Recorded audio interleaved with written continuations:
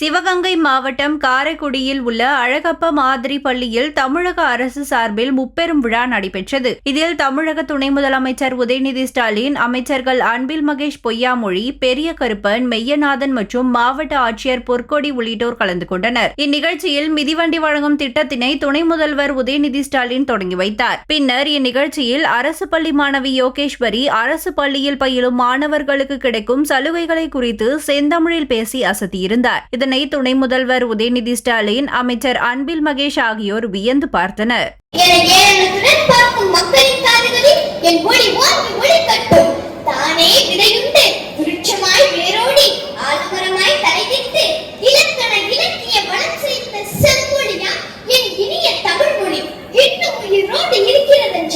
அதன் முக்கிய காரணம் என் அரசு பள்ளியும் அதில் தமிழ் வழியில் படிக்கும் என்னை போன்ற மாணவர்களும் தான்.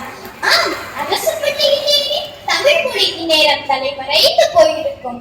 நான் அம்மாவின் செல்ல பிள்ளை, நான் அம்மம்மாவின் செல்ல பிள்ளை என கொஞ்சம் பேசும் மழலைகளும் சமூகத்திற்கே செல்ல பிள்ளைகளாக பிரசவித்த என் மாற்றுத்திறனாளிகள் படிப்பதற்காகவும் பாதுகாப்பிற்காகவும் அதிகம் தஞ்சம் புகுவது என் அரசு பள்ளியில் மட்டுமே.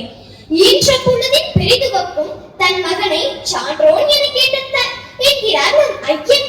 என் அரசு பள்ளி குழந்தைகள் பல அம்மாக்களை இறப்பாலோ பிரச்சனைகளாலோ உணர்ந்து பாட்டிகளின் அரவணைப்பாலும் பள்ளி சத்துணவாலும் வளர்கின்றனர். தந்தை மகன் காற்றும் நன்றி அவையத்து முந்தியிருப்ப செயல். ஆனால் என் அரசு பள்ளியில் படிக்கும் பலரது அப்பாக்கள் மதுபான கடைகளில் முந்தியிருக்கும் ஆன்மாக்களாகவே உள்ளனர். இப்படி உள்ள அப்பாக்கள் எப்படி தன் மகனை கற்றோர் நிரம்பிய சபையில் முன்னிறுத்துவர்? என்ன வழக்கில்லை என் அரசு பள்ளியில்? ஏன் காசை கொட்ட வேண்டும் மற்ற பள்ளிகளில் என்பதே என் கேள்வி. ஆம், போதுமான கட்டட வசதி, நூலக வசதி, கணினி வசதி, கழிப்பறை வசதி, சத்தான காலை மதிய உணவு, அறிவார்ந்த ஆசிரியர்கள் என அரசு எங்களுக்கு அதிகமாகவே கை கொடுத்து வருகிறது. அது மட்டுமா, வருடம் ஒரு முறை கலை திருவிழா. ஆடாடா, இது பற்றி தெரியாதவர்கள் சமூக வலைதளங்களை தட்டி பாருங்கள். எங்களது திறமைகள் உங்களை அசைய வைக்கும், ஆட வைக்கும். மதிப்பெண்ணை மட்டும் அறுவடை செய்ய வைப்பதில்லை என் பள்ளி. மிதிவண்டியில் என் நண்பர்களோடு செல்லும் அனுபவத்தை எந்த ஆடிக்காரும் தர முடியாது. என் பள்ளி எல்லா சூழலிலும் வாழ கற்றுக் கொடுத்துள்ளது.